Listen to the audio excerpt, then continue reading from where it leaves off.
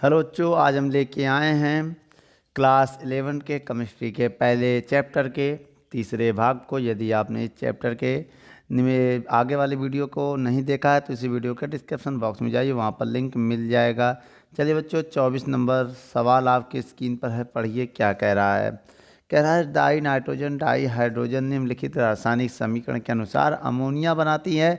Ammonia का reaction है बेटा, आपके क्वेश्चन में देख लीजिए। और पहले नंबर में ज्ञात करना है, यदि 2 × 10⁻³ ग्राम डाई नाइट्रोजन 1 × 10⁻³ ग्राम डाई हाइड्रोजन के साथ क्रिया करता है तो प्राप्त अमोनिया के द्रव्यमान की गणना करनी है बच्चों। नंबर 2 में क्या कह रहा है, क्या दोनों में से कोई अभिक्रिया शेष बचेगा। और तीसरे में कह रहा है यदि हाँ तो कौन सा उसका द्रव्यमान क्या रहेगा। चलिए बच्चों, आइए पहला नंबर क्वेश्चन को पहले हम नोट करते हैं रिएक्शन को। देखिए बच्चों, इस रिएक्शन में ये 1 मोल है। कितना है? 1 मोल, क्योंकि सामने 1 है तो 1 मोल होगा, सामने 3 है तो इसका 3 मोल होगा, और सामने 2 है तो इसका 2 मोल होगा। अब आइए अड़ू भार बताते हैं। एक नाइट्रोजन का जो भार होता है 14, 2 का 28 हो गया तो 28 ग्राम। और एक हाइड्रोजन का 1, और ऐसे 2 हाइड्रोजन का 2, तो 2 तिहाई 6 ग्राम। देखो आप समझो कितने, एक हाइड्रोजन का 1 है तो 3 दूनी 6 हाइड्रोजन है तो 6 ग्राम हो जाएगा। अब अमोनिया का निकालिए बच्चों, एक हाइड्रोजन का 14 और इसका 3, 14 3 17 दूनी 34, भाई ये 34 ग्राम हो जाएगा। ठीक है बच्चों, अब आप यहाँ पर कहानी को समझिए। इसके बाद की जो कहानी बच्चों ये है कि 28, चूँकि समझिएगा 28 ग्राम N2 अभिक्रिया करता है। किससे करता है? अभिक्रिया करती है। अभिक्रिया करती है कितने? देखो भाई, नाइट्रोजन किससे अभिक्रिया करा? H2 से। कितने ग्राम? 6 ग्राम H2 से अभिक्रिया करता है। मेरी बात समझिएगा। अच्छा, अब 1 ग्राम की बात करें, अगर 1 ग्राम N2 अभिक्रिया करती है कितने से? 28 से भाग दे दिया तो 6/28 ग्राम H2 से।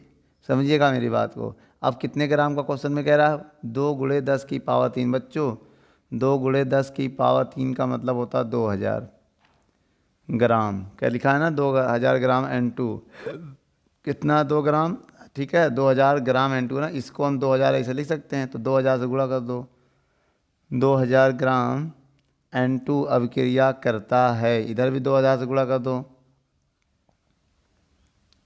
बटे 28 क्या ग्राम H2 से। तो भैया बताइए, इसको सॉल्व करके बताइए कितना आएगा। आइए बच्चों इधर सॉल्व कर दे क्या इसी चीज़ को हम इधर सॉल्व कर रहे हैं। तो 6 दूनी 12 कितना होगा? 6 दूनी, या 2 से काट दो, 6 से नहीं 2 से काटो, 2 1 कम 2, 2 1 कम 2, 2 चौको 8, फिर 2 से काट दो, 2 से कटेगा, 2 सत्ते 14, 2 तिहाई। अब इसका गुणा करेंगे तो 3000 हो जाएगा। इधर कितना? 3000 होगा, 3000/7। अब इससे अगर हम भाग देंगे बेटा तो कितना आएगा? जब बच्चों भाग दोगे 7 से तो आएगा 428.557। क्या होगा? ग्राम। क्या बनेगा बेटा? H2 से। तो बेटा इसके बाद की कहानी मैंने इधर बना दिया है, क्योंकि नीचे मेरे पास जगह कम है, अभी और भी चीज़ें हमें बतानी है। तो ठीक है बेटा, अब आगे कहानी समझते हैं। ये वाला तो हो गया है। अब देखिए इसके बाद फिर चूँकि अब ये कहानी समझिए कि जो अमोनिया है, अब समझिएगा 28 ग्राम N2 उत्पन्न करेगा। भाई अभिक्रिया करेगा, कुछ ना कुछ तो उत्पन्न करेगा। उत्पन्न करता है कितना ग्राम अमोनिया? भाई इससे रिएक्शन करेगा, फिर कितना अमोनिया उत्पन्न होगा? 34 ग्राम। 34 ग्राम क्या होगा? NH3 देगा। क्या करेगा? 34 ग्राम NH3 उत्पन्न करेगा। अब 1 ग्राम का अगर हम कहें तो भाई N2 से गुणा करेंगे। 1 ग्राम उत्पन्न करता है, 28 से भाग देंगे तो 34/28 ग्राम NH3। उसके बाद बच्चों हम क्या है, अब और कितना दिया है? 2000 ग्राम दिया भाई अमोनिया, देख लो N2 2000 ग्राम है तो 2000 से इधर गुणा करेंगे। N2 उत्पन्न करता है, 2000 से इसमें भी गुणा होगा बटे 28। बच्चों इसको आप गुणा करके 28 से भाग दे दीजिएगा। इतना तो आप लोग कर ही सकते हैं, कुछ बड़ी बात नहीं है। गुणा करेंगे फिर 28 से भाग देंगे तो इसका आंसर आ जाएगा, हम लगभग लिख दे रहे हैं 2428.5 से 2000 का इसमें गुणा करना। अरे 24 दूनी 48, 48,000 में 28 का भाग दे दो आप जाके कहीं, ठीक है, भाग दे दीजिएगा। हम आपको सिखा रहे हैं, भाग देना नहीं सिखा रहे हैं, ठीक है। इसके बाद ये आ जाएगा आपका। अब ये हो गया। अब इसमें देखिए बच्चों दूसरा चीज़ जो हमारा ये, तो पहला आंसर कंप्लीट हो गया कि अमोनिया कितने ग्राम उत्पन्न होगा बेटा, इतने ग्राम अमोनिया उत्पन्न होगा, जो कि पहला नंबर क्वेश्चन था।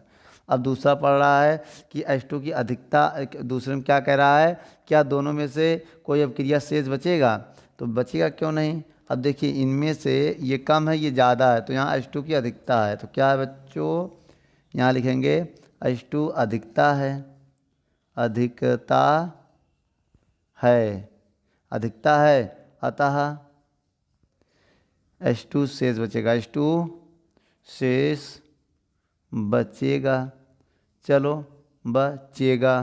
तो यहाँ पर क्या हो गया, ये दूसरा हो गया। ये तीसरा देख लेते इसी में। तीसरा क्या कह रहा है कि यदि हाँ तो कौन सा उसका द्रव्यमान क्या रहेगा। बेटा H2 का द्रव्यमान पूछा गया है, तो एक काम करिए बच्चों, अब ये आप समझिए, तो हम किसका मात्रा बताने जा रहे हैं बेटा, नाइट्रोजन का। H2 की शेष मात्रा, तो सवाल में दिया, देख लीजिए पहला ओल्ड वाला H2 की जो ओल्ड मतलब मान है वो कितना, टोटल 1000 ग्राम है। कितना बेटा, 1000 ग्राम दिया है, ये सवाल में देख लीजिए दिया, डाइनाइट्रोजन दिया है, ये वाला मान दिया है बच्चों, माइनस। अब माइनस करेंगे कितना, जो अभी निकाला था ना हमने हाइड्रोजन का भार, कितना निकाला था, ये देखो, ये H2 का तो ये भार है, एक आपको दिया है भाई N2 है, H2 का तो दिया ना, 1 × 10⁻3, इससे 1000 ग्राम हम लिख सकते हैं ना H2, ये भी एक अलग मान है। जैसे इसको हम ये लिख सकते हैं, ये दोनों दिया, नाइट्रोजन इतना तो H2 इतना होगा, तो वही चीज़ है बच्चों। कितना निकाला अभी हमने, 428, कितना है 428.57 ग्राम। अब इसको आप घटा दो, जब इसको आप घटाओगे तो आएगा 571.43 ग्राम शेष बचेगा बेटा N2। बच्चों वीडियो को रोक कर नोट कर लो। चलिए बच्चों आइए हम क्वेश्चन नंबर 25 को पढ़ते हैं। ये 24 नंबर क्वेश्चन था जो अभी हमने देखा है। 25 नंबर क्वेश्चन में कह रहा है 0.5 मोल, समझिए सवाल में क्या कह रहा है, 0.50 मोल और Na2CO3 तथा 0.50 Na2CO3 में क्या अंतर है, क्या अंतर है ये पूछ रहा बच्चों। आइए दोनों का अंतर बताते हैं, ठीक है।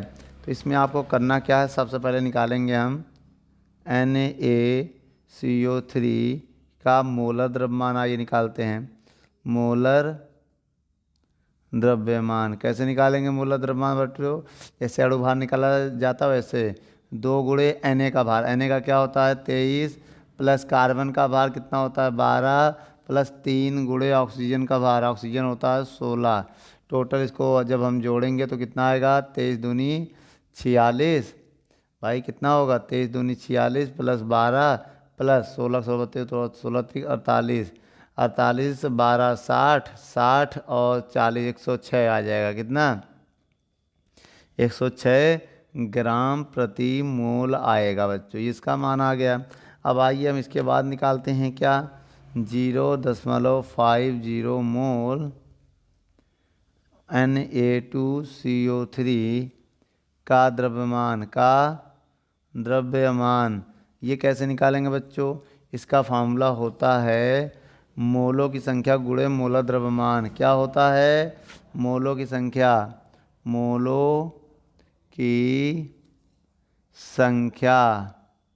गुणे मोलर द्रव्यमान, या तो जैसे मोलों की संख्या होता है भार बटे अणु भार होता है बच्चों, वैसे भी निकाल सकते हैं। अब देखिए यहाँ पर, अब यहाँ पर ये देखना है आपको, इसी को बेटा क्या बोलते हैं W। देखिए W बराबर होता है N गुणे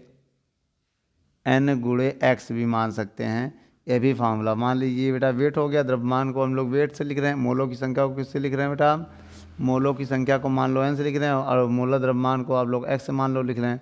इसको अगर हम X मान लें, इसको n मान लें, इसको हम w मान लें, तो फार्मूला यही तो होगा। इसका मान निकालना है हमें, समझिएगा। n का मान कितना दिया, कितना मोल दिया, 0.50 गुणे मोल द्रव्यमान कितना निकाला है, 106। गुणे करेंगे, जब इनका हम बच्चों गुणा करेंगे तो आंसर क्या आएगा, लगभग 53 ग्राम आएगा। कितना आएगा, 50। कैसे आएगा, पॉइंट आएंगे, 0 बढ़ाएंगे, 50 एक कम 50 दूनी 2 एक कम 2 और 2 पंचे 10 2 तिहाई 6, 53 ग्राम आ गया। तो इसका मतलब ये हो गया बेटा, अतः मतलब समझो, अतः 0.5 MnA2CO3 का मतलब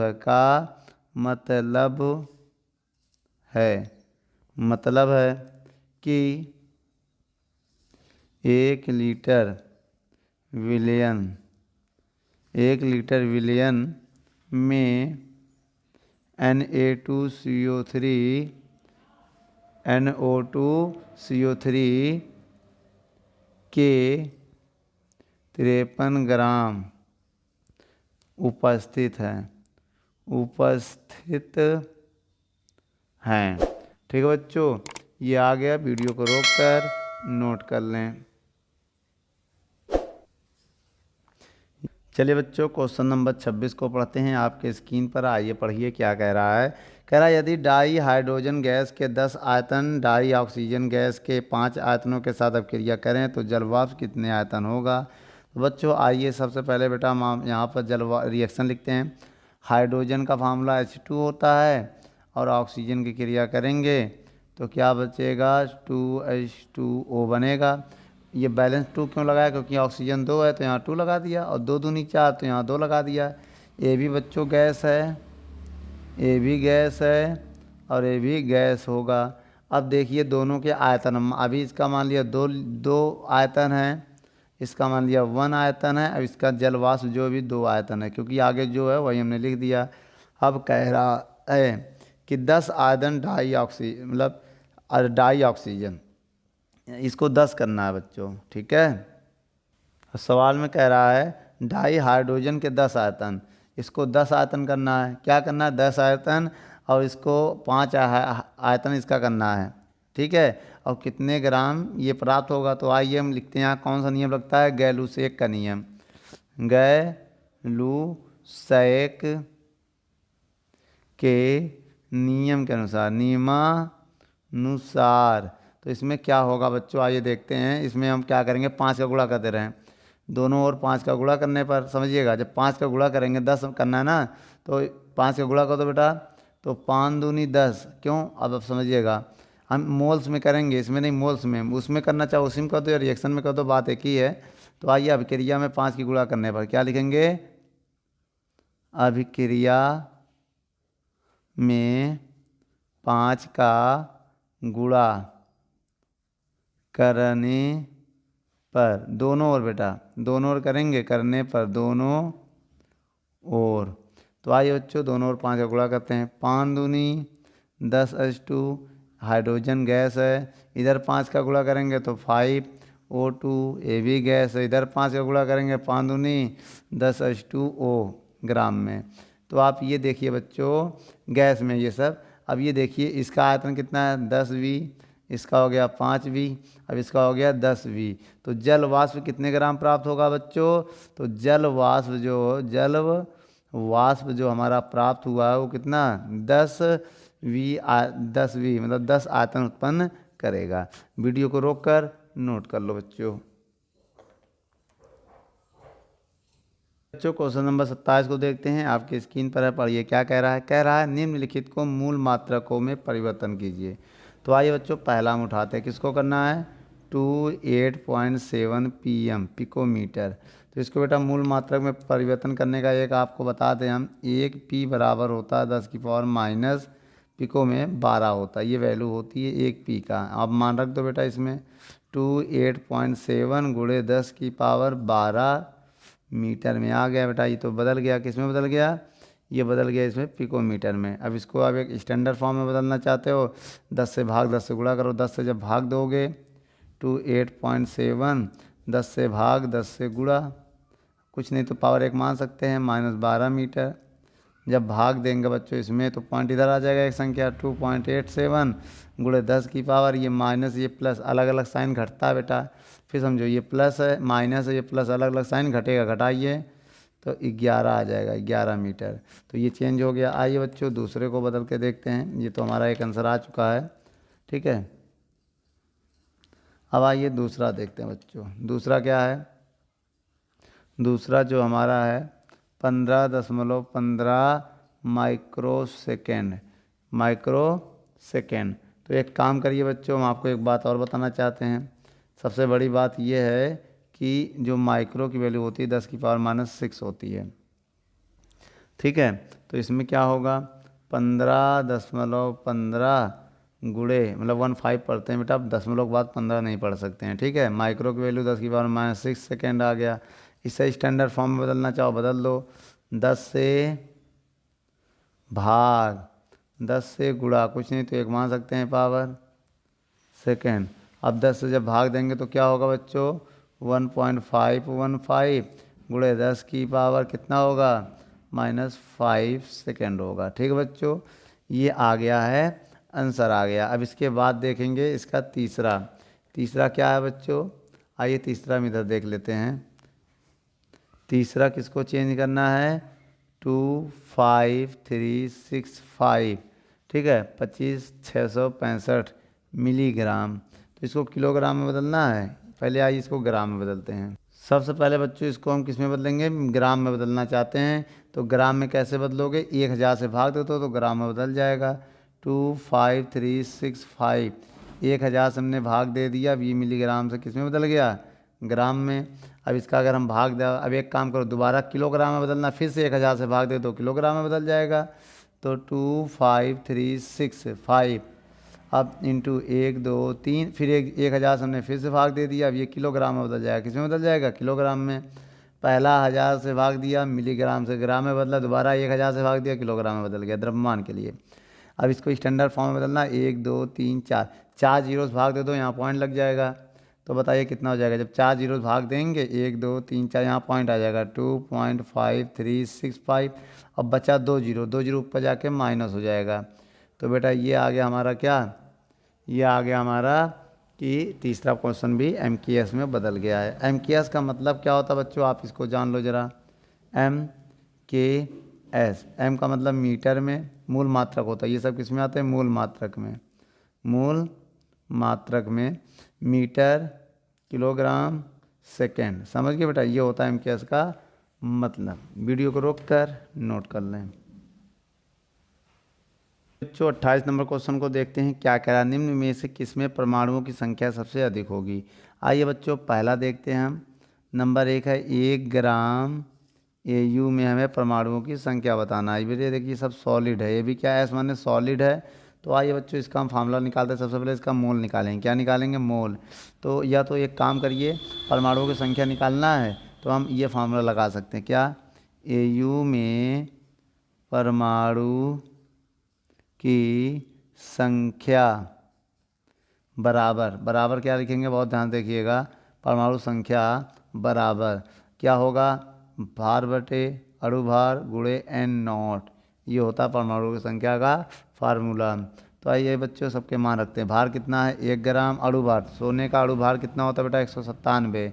याद रखना इसका अणुभार क्या होता है गोल्ड का 197। और N0 की वैल्यू कितनी होती है 6.023 इंटू 10 की पावर 23। अब बच्चों अगर हम इसका भाग, एक काम करिए इसमें क्या है, अगर 1 जीरो हम इसको देते हैं 60 होता है, 2 जीरो इसको दे दो, 2 जीरो से जब इसमें गुणा करेंगे, फिर समझिए 2 जीरो मतलब 100, इससे 100 निकाल लेंगे। 100 का जब गुणा करेंगे 600 कितना हो जाएगा, 1 का गुणा करेंगे कोई फ़र्क तो पड़ेगा नहीं, 6023 ये हो जाएगा बटे 197 गुणे यहाँ 21 बचेगा।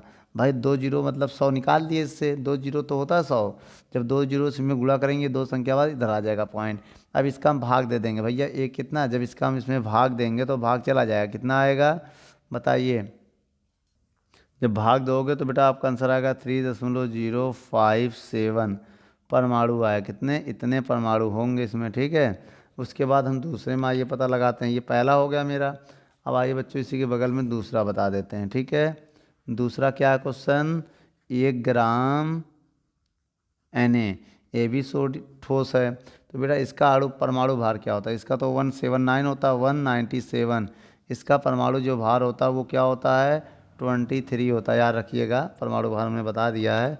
फार्मूला कैसे नहीं लगाएंगे बच्चों, इसके लिए क्या है, Na में परमाणु की संख्या, परमाणु की संख्या, फार्मूला क्या होता है बच्चों, W/X इंटू क्या होता है, N0।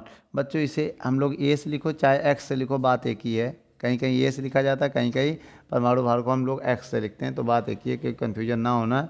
ए लिखो चाहे एक्स लिखो।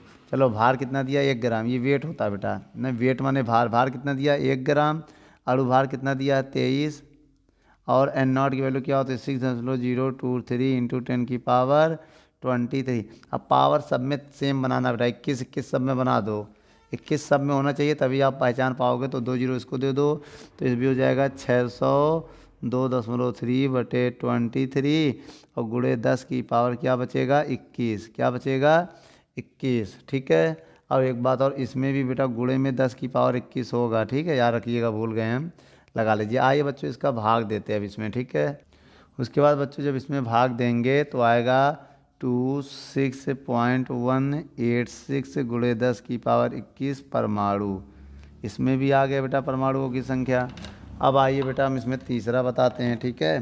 तीसरा कैसे बताएंगे आइए देखते हैं, उसके लिए आप मेरे साथ बने रहिए। तीसरा क्वेश्चन क्या है, तीसरा क्वेश्चन है 1 ग्राम Li, क्या है 1 ग्राम Li, ये भी सॉलिड है। फार्मूला क्या होता है, Li में परमाणुओं की संख्या का फार्मूला क्या होता है बेटा, W/X गुणे N0। तो बच्चों आप इसमें बताइए, यहाँ पर हम कर दें W का मान 1 ग्राम, X कितना दिया, Li का अणुभार 7 होता है, कितना होता है बेटा, यहाँ लिख दे रहे हैं X बराबर 7, ये Li का होता है, आप याद कर लीजिएगा। और N0 की वैल्यू भी याद कर लीजिएगा, ये होती है, ठीक है 23। अब अगर हम इसको सॉल्व करें, 3 जीरो इससे ले लें तो कितना आएगा 602.3, मतलब 2 जीरो इससे निकाल के इसमें गुणा कर दें, मतलब 100 निकाल के इसमें गुणा कर दें, या 100 से गुणा 100 से भाग कर दें, बात एक ही है। तो बटे 7 गुणे 10 की पावर 23 हो जाएगा। अब बराबर में कितने परमाणु आएंगे बच्चों, आइए देखते हैं। बच्चों जब 7 का भाग दोगे तो उसमें आपका आंसर आएगा 86.042 इंटू 10 की पावर 21 परमाणु। इतने परमाणु होंगे इसमें, किसमें, Li में। आइए बच्चों अब इसका हम जरा चौथा नंबर देख लेते हैं। चौथा नंबर में क्या कह रहा है बच्चों 14। तो चौथा नंबर क्या है 1 ग्राम Cl2, जो कि ये गैस फॉर्म में है, क्या बच्चों, गैस फॉर्म में। तो इसको कैसे करेंगे, सेम वैसा ही करेंगे, आइए देखते हैं। इसमें बच्चों वही फार्मूला लगेगा। फार्मूला क्या होता है कि Cl2 में परमाणुओं की संख्या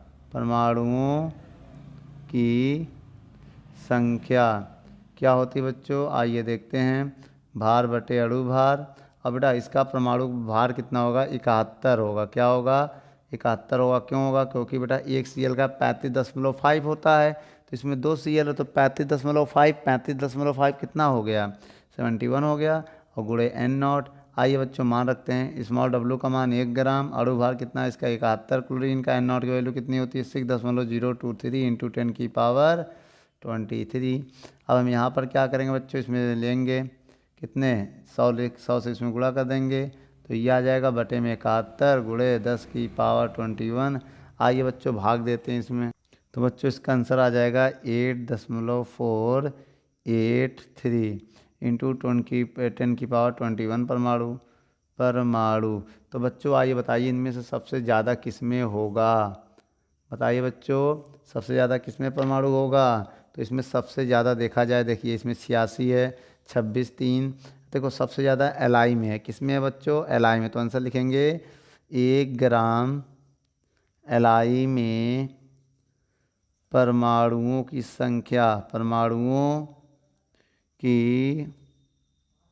संख्या सबसे अधिक होता है, सबसे अधिक होगा यही मेरा आंसर है बच्चों। वीडियो को रोक कर नोट कर लो। बच्चों क्वेश्चन नंबर 29 को पढ़ते हैं। क्या कह रहा है 29 नंबर सवाल में? कह रहा है इथेनॉल के ऐसे जलीय विलयन की मोलरता ज्ञात कीजिए जिसमें इथेनॉल का मोल अंश 0.04 है, माना जल का घनत्व 1 हो। तो बच्चों यहाँ पर हमें मोलरता ज्ञात करना। जब घनत्व 1 हो तो हम जल का मोलों की संख्या ज्ञात करेंगे, मतलब NH2O ज्ञात करेंगे। ठीक है, तो अब एक काम करिए, यहाँ पर मोल अंश दिया, किसका मोल अंश दिया? एथेनॉल का। एथेनॉल का क्या होगा? कैपिटल X C2H5OH, इसकी वैल्यू दिया है मोल अंश जो हमें 0.040 है। तो एक काम करिए, हम इसका पहले मोल अंश निकालेंगे, किसका? XH2O का मोल अंश पहले हम निकाल लेंगे, तो इसके बाद बेटा हम सबका मोल अंश बता पाएंगे। हाय बच्चों, इसके बाद हमें ये भी निकालना है NC2H5OH। तो जब तक ये तभी हम निकाल पाएंगे जब हमें ये और ये पता होगा। तो एक काम करिए, हम ये तो 2 मिनट में पता लगा देंगे। अब मेरी बात समझिएगा, हमें मेन ये निकालना है। मेन क्या बताना है? ये बताना कह रहा ना, एथेनॉल के ऐसे जलीय विलयन की मोलरता ज्ञात करना। मेन ये है। ये दोनों हम कैसे निकालते हैं आइए देखते हैं। सबसे पहले हम NH2O कैसे निकालते हैं। NH2O निकालने के लिए फार्मूला पता होना चाहिए, भार बटे अणु भार। किसका भार? H2O का भार। ऐसे समझिए, H2O का भार बटे H2O का अणु भार। H2O का अणु भार। अब यहाँ पर समझिए, NH2O बराबर H2O का भार कितना दिया है? देखिए ऐसे होता है 1000 ग्राम। जल क्या होता है? 1000 ग्राम होता है जल का, परिभाषा से। ठीक है, अब अणु भार कितना निकालोगे? अणु का तो देखिए कैसे निकालोगे, इसका 2 होता है, समझिएगा मेरी बात। हाइड्रोजन का 1 अणु भार, 1 दूनी 2, और ऑक्सीजन 16, 16 2 18 आ जाएगा अणु भार। ठीक है, अणु भार। अब इसमें भाग दे दो, इसके मोल आ जाएंगे। 18 में इसका जब भाग दोगे तो आएगा 55.55 मोल। ये आ गया किसका? NH2O का मोल आ गया। किनका मोल आ गया? इनके। अब इसके बाद हम आपको एक फार्मूला और बताने जा रहे हैं, जरा आप उसको देखिए। इतना अगर आपके पास आ गया तो एक फार्मूला होता है मोल प्रभाष का। किसका? मोल प्रभाष का। वो क्या होता है? XH2O प्लस XC2H5OH, इनका योगफल होता है 1। तो XH2O का आप निकाल सकते हैं यदि इसका मोल प्रभाव आपको पता है 0.040 बराबर 1। तो XH2O का जो आएगा वो उधर जाके हो जाएगा माइनस। ये हो जाएगा बच्चों, हो जाएगा। अब घटा दो, XH2O बराबर, इसको घटाएंगे तो कितना आएगा? इसको घटाने पाएगा बच्चों 0. यहाँ पर पॉइंट लगा है, ठीक है, पॉइंट, तो कितना आ जाएगा? 96 आएगा। कैसे घटेगा बच्चों? आइए घटा के दिखाते हैं। हम 1 को लिख सकते हैं, ये ऐसे लिख सकते हैं, इससे घटाना है 0.40। तो 0 एक हासिल लेंगे, 10 में से 4 गया, 6 यहाँ 9 बचेगा। ठीक है, ये पॉइंट। अब ये कैरिंग चला गया था तो 0 बचेगा। आया बेटा 9 से 0, तो कोई मतलब नहीं बनता, ये आ गया मान। अब हम आपको एक फार्मूला बताने जा रहे हैं, जरा इस फार्मूले को आप देखिए। तो ये फार्मूला क्या है? XH2O बराबर फार्मूला होता है जल का मोल प्रभाज है बेटा। क्या है ये? जल का मोल प्रभाज। NH2O प्लस NC2H5OH, ये होता है फार्मूला। इसी फार्मूले की हेल्प से हम निकालेंगे मान। आइए देखते हैं इसका मान कितना है। अभी निकाला है 0.960 बराबर NH2O का मान कितना है? ये है बच्चों 55.55। अब इधर देखो 55.55 प्लस N क्या बेटा? NC2H5OH। अब इसका इधर गुणा करेंगे बच्चों, इसमें इधर गुणा करेंगे तो क्या आएगा? 0.960। अब इधर गुणे में हो जाएगा 55.55 प्लस NC2H5OH बराबर में क्या है? 55.55। अब बच्चों इसके बाद ये रफ काम था। अब इसके बाद की कहानी ज़रा समझिए, ठीक है। अब इसके बाद हम इसमें गुणा करने जा रहे हैं। आइए गुणा कर लेते हैं। जब इसका इसमें गुणा करेंगे बच्चों, जब आप इसका इसमें गुणा करेंगे तो आपका आंसर आ जाएगा 53.32 प्लस, जब इसमें गुणा करेंगे तो यही रहेगा 0.96। अब 0 कोई मतलब नहीं होता, पॉइंट के बाद इतना छोड़ दो, तो NC2 C2H5OH बराबर में क्या होगा बच्चों 5.55। अब बेटा एक काम करिए, इधर जाके लेस हो जाएगा, इसको इधर जाएगा वो चीज़, इधर जाके इससे घटा देंगे तो क्या बचेगा आप बताइए। तो हो जाएगा ये 0.96 C2N बराबर ये 55.55 है ये हमारे पास बच्चों। ठीक है, अब बच्चों ये चीज़ उधर जाके माइनस हो जाएगा, माइनस हो जाएगा क्या 53.32। ये घटा दो बेटा तो 0.96 NC2H5OH। जब घटाएंगे इससे तो कितना आएगा, जब घटाएंगे बच्चों तो आएगा 2.22। अब बेटा यहाँ से मान निकालेंगे NC2H5OH का मान तो आएगा 2.22 बटे 0.9 कितना आएगा 0.96। पॉइंट से पॉइंट कर दिया कैंसिल तो n आ जाएगा C2H5OH बराबर 222/96।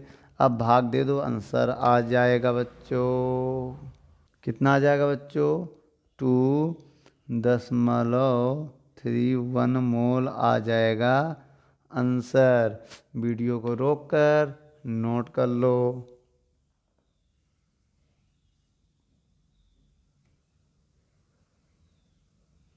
नंबर क्वेश्चन को पढ़ते हैं, क्या कह रहा है 30 नंबर सवाल। एक 12C परमाणु का ग्राम C में द्रव्यमान क्या होगा।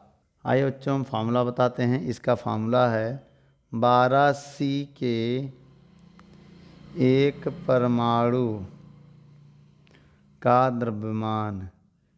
द्रव्यमान बराबर फार्मूला होता है C का द्रव्यमान, C का अणुभार ऐसे भी लिख सकते हैं अणुभार। C कार्बन का अणुभार क्या होता है बटे N0 कार्बन का अणुभार।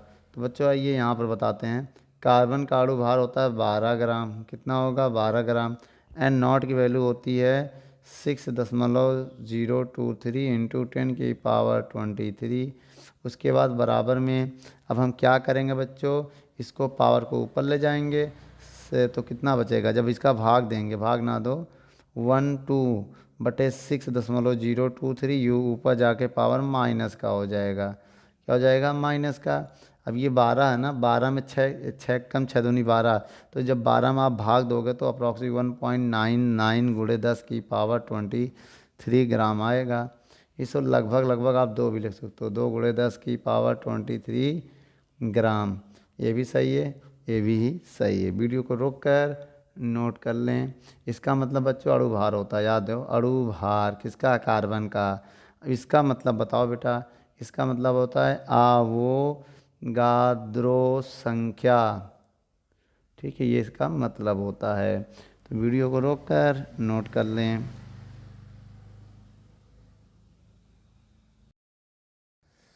दोस्तों यदि हमारी वीडियो आपको अच्छी लगे तो लाइक शेयर एंड कमेंट करिए। और भी अगर आप किसी टॉपिक पे वीडियो चाहते हैं तो हमारे कमेंट बॉक्स में जाके कमेंट करें, तो हम उस पर बहुत ही जल्द से जल्द वीडियो को बनाएंगे। चलिए धन्यवाद।